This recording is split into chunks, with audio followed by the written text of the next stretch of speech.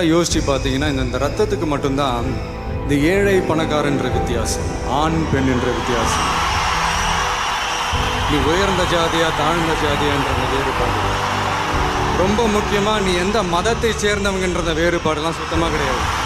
நான் என்ன சொல்ல வரேன்னா, அட்லீஸ்ட் இந்த ஒரு நல்ல குவாலிட்டியாவது நம்ம ரத்தத்துக்கிட்டேருந்து கற்றுக்கணும்னு சொல்ல வரேங்க.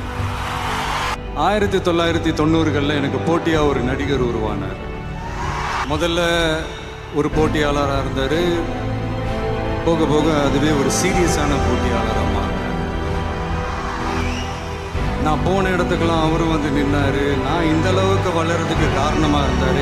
அவரை தாண்டணுங்கிற முயற்சியில் நானும் போட்டி போட்டுக்கிட்டே இருந்தேன். அந்த மாதிரி ஒரு போட்டியாளர் உங்கள் லைஃப்லேயும் இருக்கணுங்க.